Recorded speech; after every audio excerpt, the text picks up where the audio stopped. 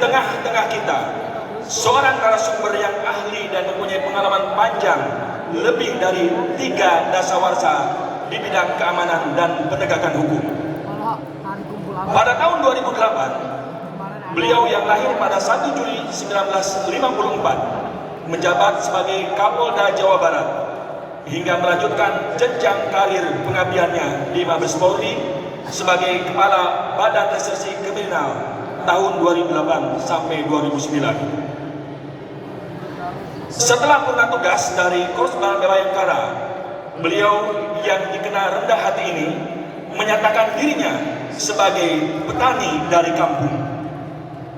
Melalui channel YouTube-nya, beliau banyak berbagi pengalaman tentang pertanian dan agrowisata. Namun, yang tidak kalah pentingnya, beliau tetap memberikan edukasi tentang penegakan hukum.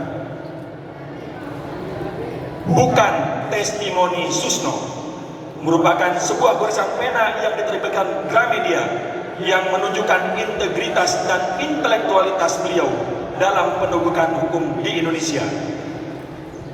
Terkait salah satu kasus yang viral di Cirebon, beliau menyampaikan pernyataan yang penting yang menjadi inti dari penegakan hukum yang hakiki. Beliau menyatakan, menegakkan hukum bukan menghukum orang, tapi menegakkan keadilan. Untuk itulah, izinkan saya mengantarkan beliau dengan sebuah pantun. Singa gondrong buka salon rambut, jerapah pun jadi pelanggan setia. Ayo dong, mari kita sambut narasumber kita yang luar biasa. Mari kita sambut dengan tepukan gemuruh untuk narasumber kita hari ini, Komjen Pol Purnawirawan Dr. Andes Haji Susno Diaji Sarjana Hukum FIC. Kepadanya disilakan.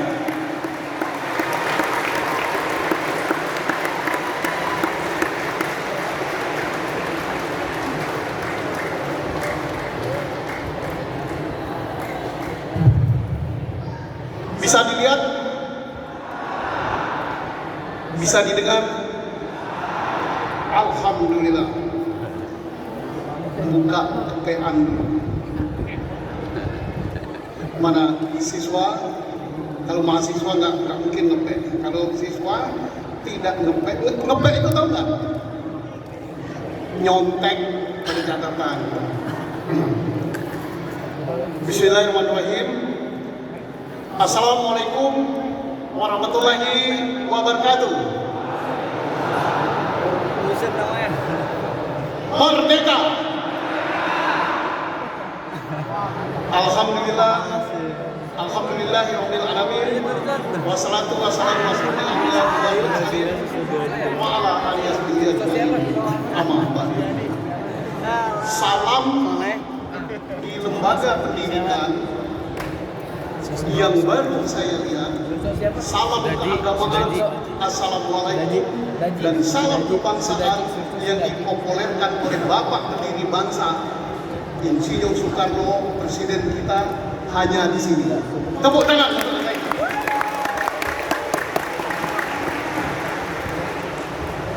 Dan lembaga pendidikan yang sebelum atau setelah pelajaran dimulai menyanyikan lagu Indonesia Raya di sini.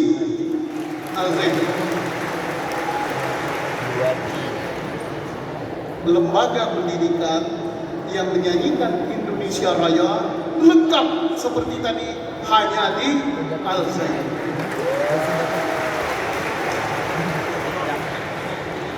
Bendera merah putih dan warna merah putih tersebar di mana-mana hanya di Al-Zain. Masihkah ada yang ragu? Masih? Dan ini sebelum yang terhormat saya menyampaikan kekaguman saya dulu. Saya pagi tadi protes sama abang saya. sama Profesor saya protesnya keras lagi. 10 tahun lebih setelah pensiun, bukan pensiun. Kalau pensiun itu 2 tahun. Abang saya, Bang Kiplan, ini pensiun. Saya baru diundang. Tapi bukan saya kalau nggak bisa jawab itu. Justru saya yang kena backstage. Loh, adikku Kapolda, kalau nggak salah Indramayu itu bagian Jawa Barat. Nah loh, hampir pingsan. Tapi saya berdalih juga, kalau saya nggak diundang saya ke sini, nanti dikira saya nginteli.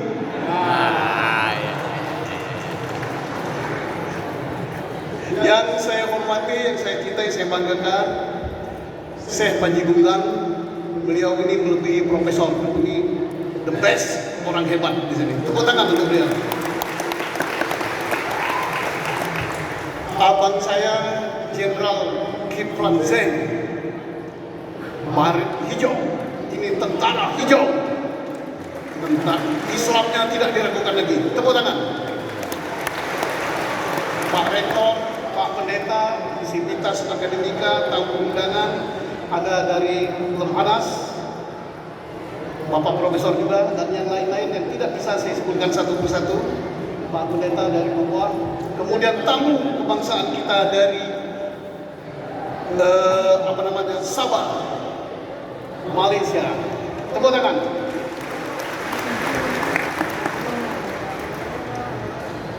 Saya diminta menyampaikan masalah penegakan hukum dan keamanan. Saya tidak akan bacakan teori-teori apa itu hukum, bagaimana menegakkan hukum, penegak hukum itu siapa. Itu taman kanak-kanak bisa. Tapi saya justru yang memberikan pertanyaan, apakah penegakan hukum di Indonesia sudah adil? Saya belum minta dijawab, dan dijawab. Kok tahu? Kalau saya sama Bang Kiplan tahu. Kenapa? Polisi di Indonesia itu yang lengkap itu saya. Saya jadi polisi 35 tahun. Menegakkan hukum. Nangkap orang pernah. Masukkan orang ke tahanan pernah. Ikut tim pembuatan undang-undang, ikut. Undang-undang TNI, undang-undang Polri, undang-undang KPK, ada 40-an undang-undang yang saya. Kelebihan saya apa? Saya pernah ditangkap.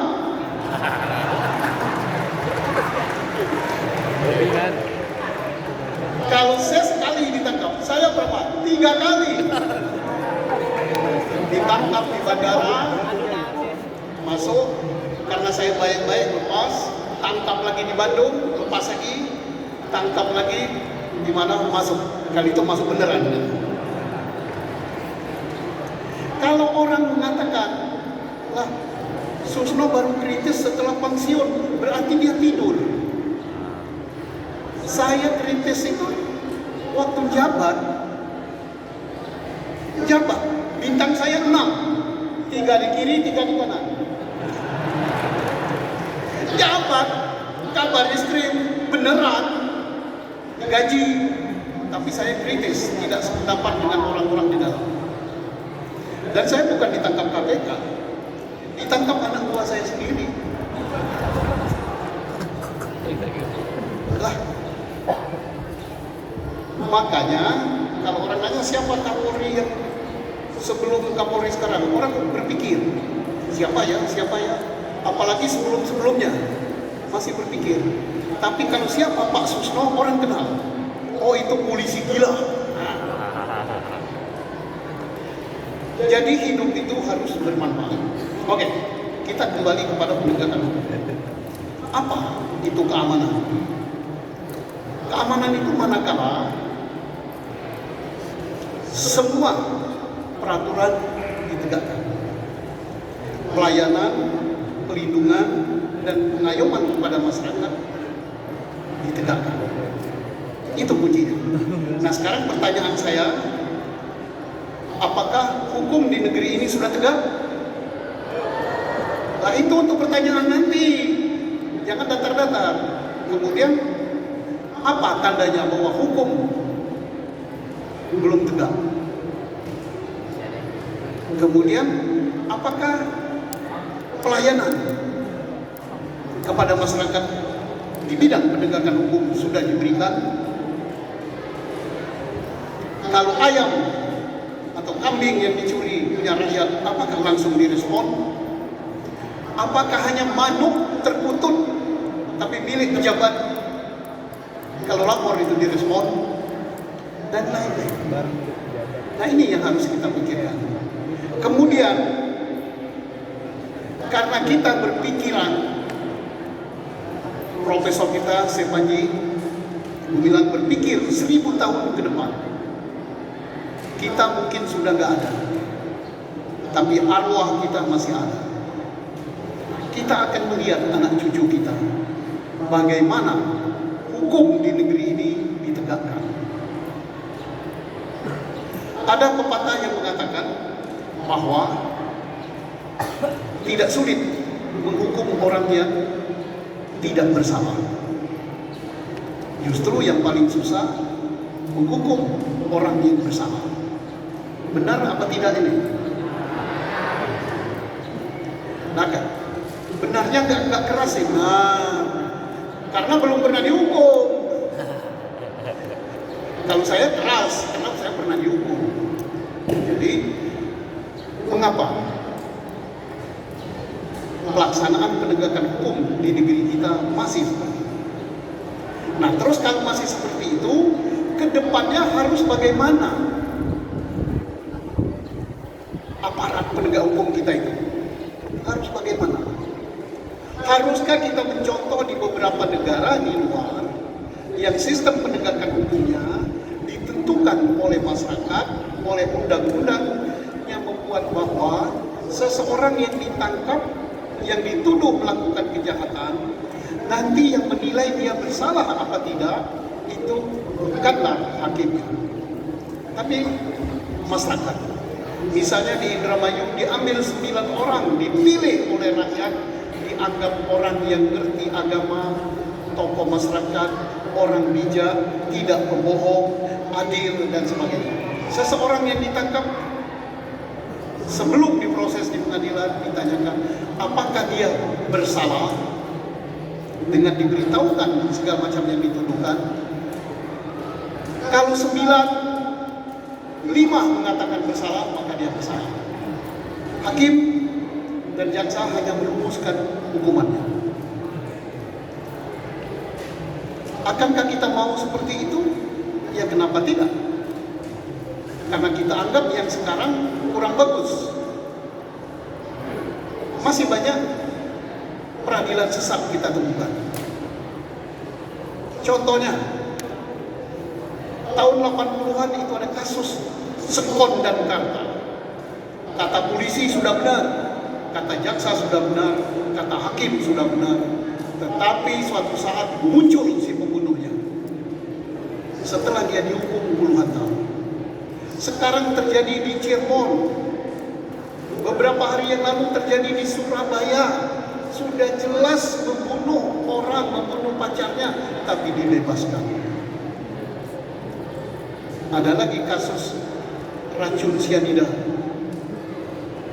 Nah, apakah hukum ini baru akan diperhatikan, baru akan ditegakkan kalau sudah dihebohkan, viral, no justice? Apakah masih berlaku di Republik ini? Apakah kita akan seperti itu terus? Dan bagaimana merancang?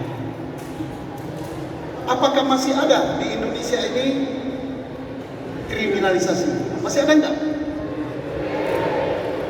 Kok nggak jelas antara masih dengan C? Kalau C itu si AC. Banyak. Ya, saya berbicara ini fakta. Kriminalisasi itu artinya mengkriminalkan seseorang yang kesalahannya sulit untuk dibuktikan. Dicari, tidak terbukti ini, cari ini, tidak terbukti ini, cari ini, tidak terbukti ini, cari ini.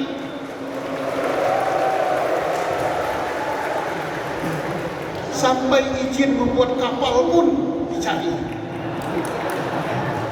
Tapi bukan di sini, di Konoha. Rombongan kapalnya itu bukan persoalan utama dia ditangkap. Tapi karena nggak terbukti apa yang ditangkap, dicarikan. Buat kapal tanpa izin. Nanti kapalnya sudah ada izin, nebang kayunya nggak ada izin. Mana-mana. Nebang kayunya ada izin, oh dia belum bisa nyupir kapal, belum ada SIM. Itu di negara atas angin. Kalau Indonesia, oh, bagus. Nah, 1000 tahun yang akan datang kita masih perlu yang begini apa tidak? Ya tergantung kita. Kalau orang baik, dia tidak bersuara, ya. Kalau orang baik masih takut sama jabatannya lepas, ya sudah. Saya ini pengangguran 4 tahun loh. Bintang 3 polisi nganggur 4 tahun. Nggak ada jabatan. Dicopot. Karena dia nggak membahayakan.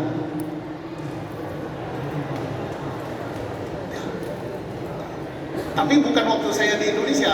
Waktu saya di dinas di Konoha.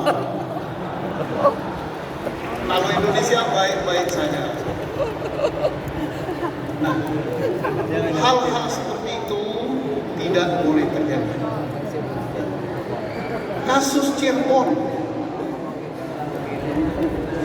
yang heboh, Vina dan Eki, itu dikatakan awalnya geng motor yang ditangkap, ditahan dan dipenjara seumur hidup. Geng motor. Bagaimana mungkin motor punya motor aja enggak? Untuk beli bensin 1 liter nggak bisa, 1 botol pun nggak bisa. Tapi geng motor. Berseragamlah aparat penegak hukum ini. Seia sekata. Ya, geng motor. Dialah pelakunya, dipenjarakan. Penjaranya nggak tanggung-tanggung, seumur hidup. Padahal saya sampai memberikan sayembara bahwa itu bukan pembunuhan, murni kecelakaan lalu lintas tunggal. Siapa yang bisa membuktikan itu pembunuhan, termasuk hakim, kalau dia bisa membuktikan, saya beri hadiah 10 juta. Masih berlaku sampai sekarang. 10 juta dari uang hasil kebun halal, dari uang pensiun saya halal juga. Karena apa? Saking keselnya saya, jelas-jelas kecelakaan lalu lintas dikatakan pembunuhan. Ada lagi yang mengatakan sepeda motornya nggak rusak beratnya, memang enggak. Sepeda motornya hanya nyenggol pembatas jalan. Yang tabrakan bukan sepeda motor, tapi kepala ditabrakkan ke tiang listrik penerangan jalan. Ya hancur kepala. Saksi yang melihat banyak, percakapan di telepon ada, tapi ya itulah. Hakim di negara Konoha nggak baca berkas atau apa, demikian yakinnya, geng motor. Kasihan. Rakyat yang cari makan saja susah, dihukum sekian tahun. Takut kepanjangan, intinya hukum di negara Konoha itu tidak baik-baik saja. Lebih gampang hukum orang yang tidak bersalah daripada yang bersalah. Keadilan belum tegak sepenuhnya. Kemudian masih banyak orang yang baik yang berdiam diri melihat keadaan. Pelayanan dan perlindungan hukum kepada masyarakat belum diberikan sepenuhnya. Banyak yang melapor sesuatu peristiwa sampai dia meninggal tidak jelas prosesnya. Tetapi untuk orang-orang tertentu belum lapor saja sudah diproses. Ke depan bagaimana? Untuk 1000 tahun yang akan datang, saya bangga dengan Al Zaitun sudah mikirkan 1000 tahun yang akan datang. Pertama, jangan ada orang ditangkap sebelum ada minimal 2 alat bukti. Ya, sekarang hampir semuanya ditangkap dulu baru carikan alat bukti. Tidak boleh. Dan itu sudah berlaku, sudah ada peraturan perundang-undangannya. Kalau ada yang ditangkap sebelum ada 2 alat bukti dan alat bukti itu harus saling bersesuaian, maka dia harus diperadilankan dan hakim harus memenangkan itu. Seperti Hakim Eman Sulaiman di Bandung.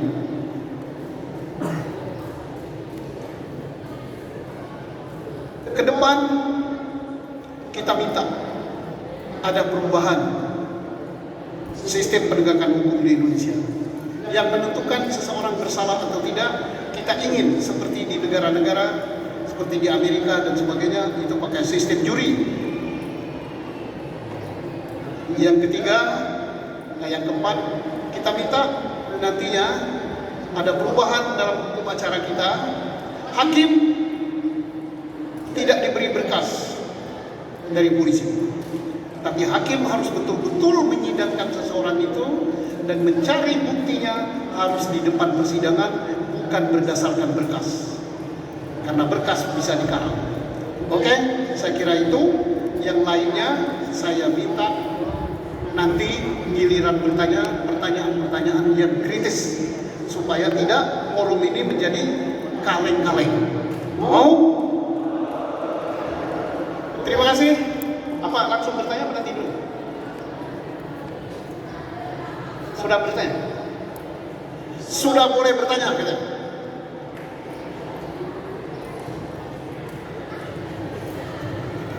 Ini kepada para peserta kami persilahkan 2 penanya terlebih dahulu. Silakan.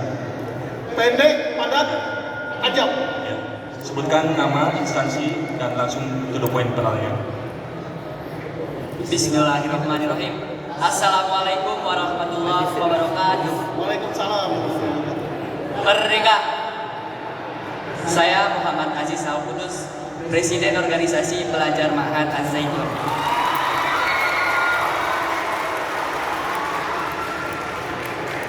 Bagaimana menurut Bapak dengan kondisi keamanan Indonesia yang saat ini mampu untuk bertahan 1000 tahun ke depan? Dan apa latar belakang dari penegakan hukum di Indonesia belum berkeadilan? Lalu apa kami sebagai generasi penerus bangsa yang harus kami lakukan untuk membangun hukum, membangun keadilan sosial yang berkeadilan di Indonesia? Sekian, terima kasih. Oke.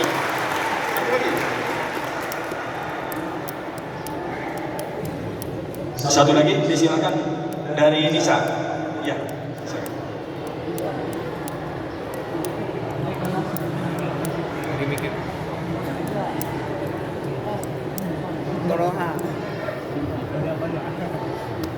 Negara di atas angin apa? Konoha.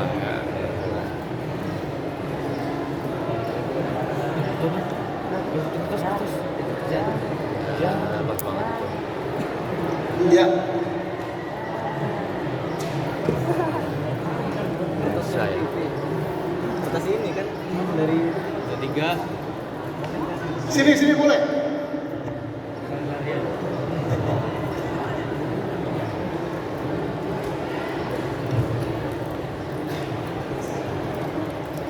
Silakan langsung ke depan aja. Udah ada suara, ada. Baik, bismillahirrahmanirrahim. Perkenalkan saya Alisa Fusina Asobri dari mahasiswa IAI Al Aziz. Pertanyaan saya yang pertama, Bapak, mengapa hukum di Indonesia akhir-akhir ini sangat tumpul, tajam ke bawah, tumpul ke atas? Kemudian, apakah putusan-putusan hukum yang selama ini diputuskan ada kaitannya dengan politik kekuasaan? Terima kasih. Oke. Tadi masalah keamanan. Ya. Apakah keamanan kita sudah aman negara ini? Ya, standarnya apakah kita sudah merasa aman dan tertib di lingkungan kita? Sudah terasa apa belum? Pengertian aman dan tertib itu bukan secara fisik saja ya. Secara psikis, apakah kita masih merasa terancam? Masih merasa ditakut-takuti? Kalau kredit barang masih sering didatangi oleh siapa tukang tagih itu? Debt collector. Nah, itu berarti belum aman, hukum belum tegak. Kemudian, apakah hukum yang ada sudah menjamin untuk ketertiban dan keamanan? Kita yang merasakan, belum rasanya. Baru menjamin hak untuk orang-orang tertentu. Kemudian, apakah kita sudah mendapat perlindungan oleh negara? Perlindungan kalau kita melakukan sesuatu hal yang menurut kita bahwa kita tidak bersalah. Apakah justru negara yang menekan kita untuk membuat kita seolah-olah menjadi orang yang bersalah? Nah, kalau itu belum ada, maka berarti keamanan belum tegak. Nah, hukumnya pun ya, belum tegak. Karena hukum tegak itu, hukum berlaku adil untuk siapapun dia. Nah, di negara ini, kita bisa melihat dengan kasat mata apakah hukum sudah tegak, adil, dan berlaku sama. Terutama untuk hak-hak orang kecil. Misalnya, kita selalu mendengar beberapa waktu yang lalu penggusuran tanah ribuan hektar di pulau dan di Riau Kepulauan tergusur. Rakyat, bagi siapa yang nggak mau digusur, dia akan berurusan dengan aparat. Kita lihat juga di daerah-daerah perkebunan sawit, perkebunan di Pulau Sumatera, di Pulau Kalimantan, itu seolah-olah tanah itu bisa direbut begitu saja. Kalau tidak nurut, maka akan dikenakan pasal macam-macam. Demikian juga untuk pertambangan dan lain-lain. Itu belum. Nah, bagaimana ini bisa baik? Ini tugas dan tanggung jawab kita. Karena mereka yang mengawaki negara saat ini, yang memainkan atau yang melakukan penegakan hukum saat ini adalah mahasiswa-mahasiswa juga pada saatnya dulu. Tetapi entah mengapa, setelah mereka terjun di dalam praktek nyata, justru tidak melindungi rakyat, malah rakyat yang menjadi korbannya. Mudah-mudahan alumni Al-Zaitun akan menjadi penegak-penegak hukum yang baik, akan menjadi pembela-pembela rakyat yang baik. Bagaimana kuncinya supaya menjadi pembela rakyat yang baik, pembela kebenaran, penegak keadilan? Kita telah diberi radar oleh Allah Subhanahu wa Ta'ala. Dia tanamkan di dalam hati kita. Ada yang namanya suara batin, suara hati. Suara hati itu nggak bisa ditipu. Kalau hati kita sudah mengatakan dia benar, dia korban, dia harus dilindungi, ini aparat perlakuannya zalim, tidak baik, menyiksa, harus saya bela. Hatinya bersuara. Itulah tolak ukurnya. Tidak perlu didiskusikan. Yang sering ada di publik adalah berdiskusi tak selesai-selesai. Bahwa tanah itu milik negara, bahwa ini, bahwa mereka menuruti, bahwa. Tetapi mereka sebenarnya tahu batinnya, suara hatinya mengatakan bahwa rakyat harus dibela. Rakyatlah pemilik negara itu. Rakyatlah pemilik kedaulatan. Mereka tahu. Tapi mereka terbuta suara hatinya karena sesuatu. Bisa ekonomi, bisa kekuasaan, bisa jabatan, dan bisa lain-lain. Di negara atas angin. Kalau Indonesia Baik. Biar nggak ditahan, coba biar nggak ditahan. Tadi di sini gimana? Kenapa hukum Di negara tajam ke bawah, tumpul ke atas, dan sekarang tumpul juga ke samping, ke teman. Itu sudah lama. Ya, kenapa? Ya karena untuk ke atas itu matanya yang nggak ada, buta ya, atasnya yang memainkan. Timbul pertanyaan, bagaimana supaya ke atas tajam? Kita memerlukan pemimpin negeri yang betul-betul mengayomi rakyat, yang betul-betul peduli terhadap keadilan dan kebenaran. Ini kasus kita, 8 orang dihukum seumur hidup sampai bosok di penjara. Sudah geger dedel dua di Republik ini. Adakah petinggi-petinggi kita peduli bersuara?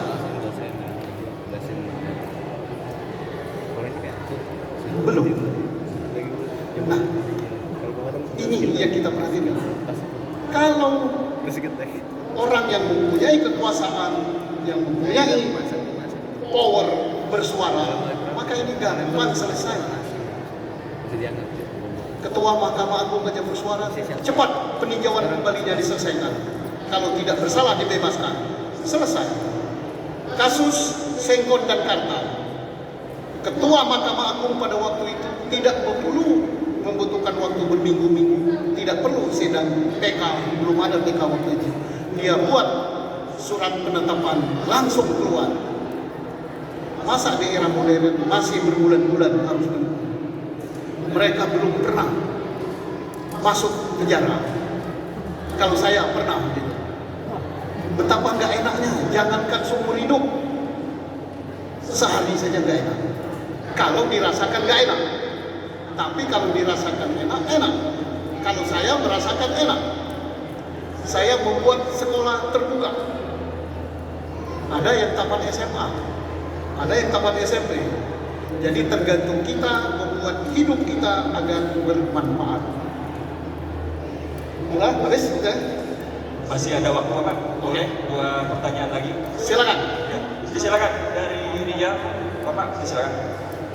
Singkat, nama, instansi, langsung pertanyaan. Bersiap dari Nisa satu lagi. Ya. Bismillahirrahmanirrahim. Awalan billahi Islam. Assalamualaikum warahmatullahi wabarakatuh. Pak Susno, kita bertemu kembali di Al Zaitun. Insya Allah Pak, di Al Zaitun ini indah, nyaman, sejuk. Jadi kalau Bapak tidak pernah mengatakan diundang, ya mungkin karena Bapak belum merasakan kesejukan yang ada itu. Toleransinya tinggi Pak di sini. Waktu Bapak menjabat Kapolda Jawa Barat, 3 minggu setelah Bapak aktif bertugas di Polda, saya diundang oleh Bapak. Waktu itu yang diundang saya bukan selaku mahasiswa, tapi saya selaku pimpinan HMI Kabupaten Garut. Bapak pernah mengatakan dalam acara tersebut, bantu saya amankan Jawa Barat, bantu saya sejukkan Jawa Barat, bantu saya masyarakat Jawa Barat supaya adem. Itu waktu Bapak mengatakan begitu di ruangan Mapolda Jabar.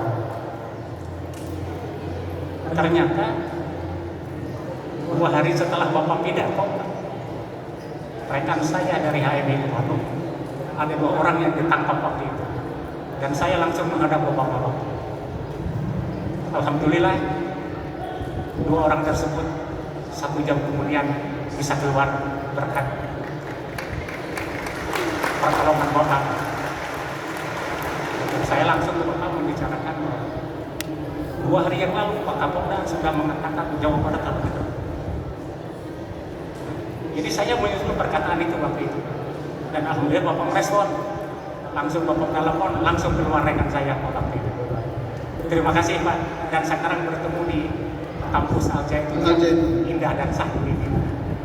Pertanyaan saya Pak, supaya terdengar oleh hadirin yang hadir Pak, ini ribuan yang hadir Pak, dari Sabang sampai Merauke ada di sini.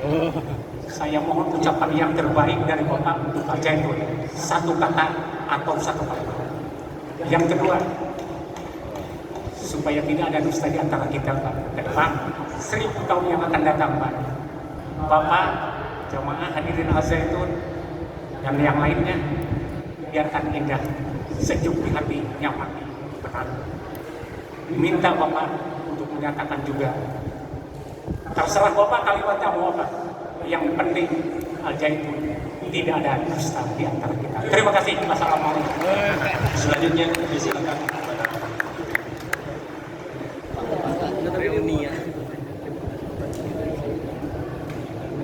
Bismillahirrahmanirrahim. Assalamualaikum warahmatullahi wabarakatuh. Waalaikumsalam. Nama saya Fitri Pak, dosen IAI Al-Aziz. Pertanyaan saya Pak,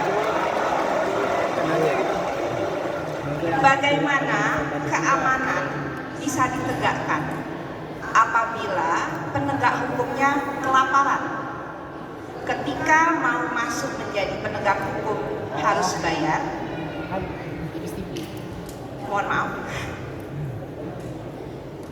Dan satu lagi Pak, tadi statement dari Bapak, kita memerlukan pimpinan negeri yang bisa mengayomi rakyat dan peduli kepada rakyat. Bukankah pimpinan pesantren ini sudah memberikan contoh itu Pak? Hatur nuhun.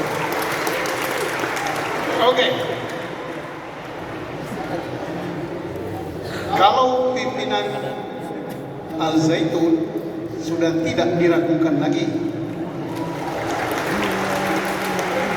hebat, is the best. Kita harap pimpinan negeri, karena skopnya lebih besar, ya harus jangan sampai di bawah, harus lebih.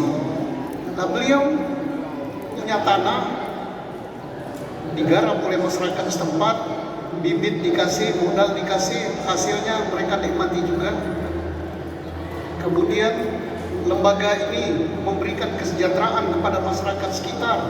5.000 santri, kalau satu orang menghabiskan 500.000 dan 2,5 miliar, belum lembaga di mana sirkulasi duit itu diserap oleh sini. Belum begitu, saya ngobrol tadi dengan Sivitas ini Al Zaitun, kalau ada siswa yang sakit diobati di dalam, tidak bisa di dalam, dirujuk ke rumah sakit Bayangkara, tidak bisa dirujuk juga ke rumah sakit Boromius Bandung. Itu betapa pedulinya pimpinan kepada muridnya. Bagaimana alangkah indahnya kalau pimpinan negara peduli kepada rakyatnya melebihi dari itu.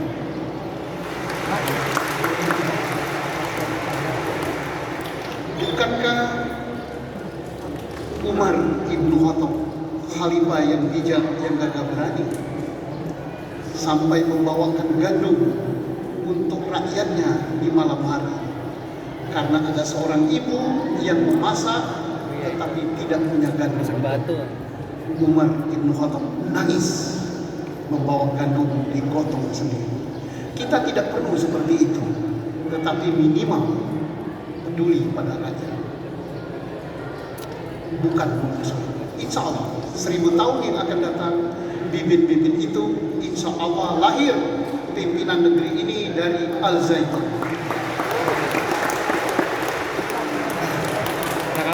Yang membebaskannya bukan saya, tapi Allah. Itu dia memang harus bebas, memang tidak bersalah. Dan saya akui kadang-kadang di atas sudah begitu, di bawah masih lain juga. Ya mudah-mudahan ke depan lembaga ini baik. Untuk Al Zaitun, apa yang saya sampaikan? Pertama, oke. Kedua, jadi kalimatnya oke, nggak nyangka, alhamdulillah. Oke itu artinya menunjukkan bahwa Al Zaitun memang oke. Dari sudut apapun juga Al Zaitun tidak kalah, dia berada paling atas. Dari segi toleransi, tadi saya langsung yang ngomong. Di sini sangat menghargai perbedaan, bukan antara mazhab, tetapi antara agama. Ini sudah paling atas. Bahkan kita melihat kehadiran pendeta di sini luar biasa. Dan kita harap begitu. Tidak ada lagi di Indonesia ini kita mempersoalkan, mempertentangkan agama dan sebagainya. Agama itu untuk membuat kita rukun. Disinilah toleransi itu ditunjukkan. Disinilah wawasan kebangsaan itu ditunjukkan, kecintaan pada tanah air itu ditunjukkan. Yang selama ini dikatakan orang Al-Zaitun NII, tapi ternyata tidak. Al-Zaitun memang oke. Ada nggak lembaga pendidikan Islam yang bukan biaya negara mempunyai tanah seluas sekian ribu hektar, dihuni oleh 6.000-an orang? Kalau di luar Jawa ini sudah satu kecamatan, lengkap dengan hotel, lengkap dengan gedung-gedungnya, dan tingkat pendidikannya bukan nasional tetapi datang dari berbagai negara. Ya kalau saya urut-urutkan maka nggak selesai-selesai. Jadi memang oke. Kedua, kenapa saya katakan nggak nyangka?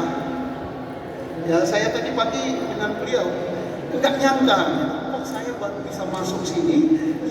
Yang main saya bahwa Al-Zaitun itu susah masuknya.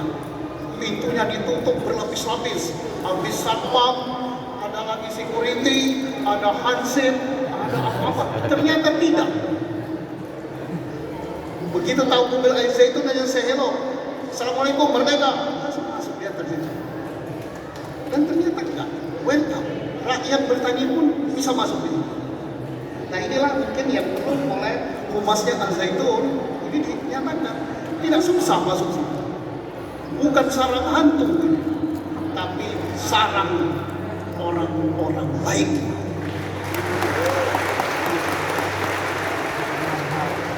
Sarang kader-kader bangsa yang sudah dipersiapkan dari sini. Mereka mau jadi apa? Mau jadi petani, mau jadi guru, mau jadi tukang, mau buat perahu, mau pelihara ikan, mau pelihara kambing. Mau apa saja siapkan di sini. Kambing. Tinggal para siswa. Adakah lembaga pendidikan di negeri ini termasuk di university yang lengkap seperti ini? Gak usah dijawab, dalam hati saja. Jadi memang nggak nyangka saya. Kemudian terakhir apa saya katakan? Oke, nggak nyangka. Alhamdulillah. Artinya segala sesuatu, segala kebesaran adalah atas kehendak Allah SWT. Dan ini oleh beliau dikembalikan kepada Allah untuk mendidik santri-santri yang baik, untuk mendidik santri-santri yang tidak menggantungkan dirinya pada negara di sini. Jadi luar biasa. Bukan dinikmati. Tadi berapa? Tadi saya tanya sehari itu berapa ton beras habis?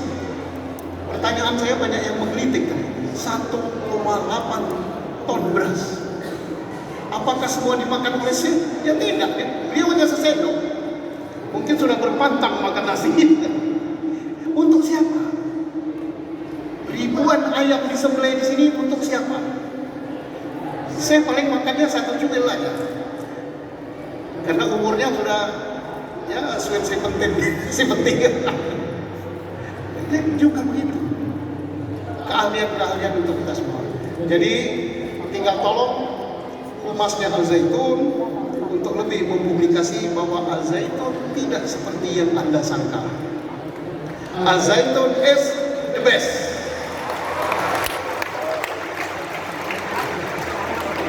Terima kasih. Kalau ada yang salah dari saya, kalau yang benar dari Allah Subhanahu wa Ta'ala. Boleh satu lagi masih ada waktu? Boleh. Satu lagi, silakan.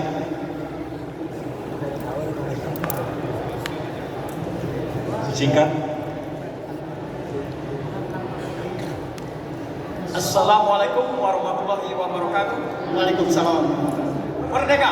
Merdeka. Yang amat sangat hormat, Syekh Al-Zaitun bersama keluarga dan para sahabat. Bapak Jenderal Susno Duaji yang amat saya banggakan. Alhamdulillah, saya memimpikan untuk bertemu Bapak sudah lama sekali. Sebenarnya setengah jam perjalanan dari kampung saya ke kampung Bapak. Tapi alhamdulillah ternyata kita dipertemukan di sini. Saya mengagumi itu Bapak tentang bagaimana Bapak mengawinkan antara pertanian vanili di pagar alam sana. Hari ini alhamdulillah saya mencoba. Tapi dalam konteks bukan persoalan petani, tapi konteks penegakan hukum. Yang ingin saya pertanyakan di sini, apakah dalam pandangan Bapak Susno, putusan-putusan hakim, putusan-putusan hukum yang saat ini diputuskan oleh para majelis yang mulia itu amat sangat dipengaruhi oleh politik dan kekuasaan? Itu saja, Mas. Terima kasih. Assalamualaikum warahmatullahi wabarakatuh. Oke. Apakah putusan-putusan hakim sangat dipengaruhi oleh politik dan kekuasaan? Tadi tidak dijelaskan hakim mana, karena hakim kita kan ada hakim konstitusi, ada hakim tata negara, ada hakim jajaran Mahkamah Agung. Ya.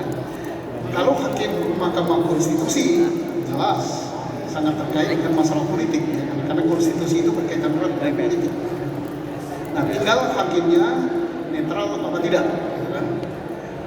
Nah, kemudian kalau pengadilan umum, hakim pengadilan umum tergantung kasusnya. Kan banyak juga, atau ada juga hakim yang ditangkap, baik hakim pengadilan negeri, hakim pengadilan tinggi, bahkan Mahkamah Agung ditangkap. Beda dengan saya sama Pak Kiplan, tangkapnya sama saya bukan ditangkap itu. Kalau kita ditangkap tapi kita ya tidak seperti mereka-mereka. Jadi ditangkap ya. Nah, pengaruh apa itu? Ya pengaruh mungkin bisa pengaruh ekonomi, masalah keuangan, bisa pengaruh kekuasaan, tekanan politik, bisa pengaruh lain-lain. Nah, untuk membuat itu tidak ada pengaruh seperti itu, maka saya katakan tidak salah kita ubah pengadilan kita pakai sistem juri gitu. Rakyatlah yang menentukan orang itu bersalah atau tidak. Walaupun hakimnya masih bisa bermain tapi kecil. Salahkah kita mengusulkan seperti itu? Tidak. Negara ini milik kita. Sadari ya semuanya. Negara ini milik kita. Yang menggaji pegawai negeri, yang menggaji tentara, menggaji hakim, menggaji polisi itu kita. Dari pajak kita dan dari kekayaan kita. Dari mana? Tambang, ikan, hutan itu milik kita, milik rakyat. Itulah menghasilkan duit untuk menggaji aparat. Nah, jadi ada pengaruhnya? Ya ada. Mungkin yang terbesar pengaruh ekonomi. Kenapa saya katakan gitu? Terbukti, nggak bisa dibantah. Ada hakim Mahkamah Agung, ada hakim pegawai pengadilan tinggi, ada hakim pengadilan negeri yang ditangkap dan dihukum. Nah, apakah bisa baik? Bisa, asal kita mau. Tapi kalau kita diam saja, tidak berani bersuara, ya sudah, maka keadaannya akan terus dan tidak menutup kemungkinan kita jadi korban. Baik, terima kasih. Wabillahi taufiq wal hidayah. Wassalamualaikum warahmatullahi wabarakatuh. Al Zaitun, jaya. Merdeka. Al Zaitun the best. Terima kasih.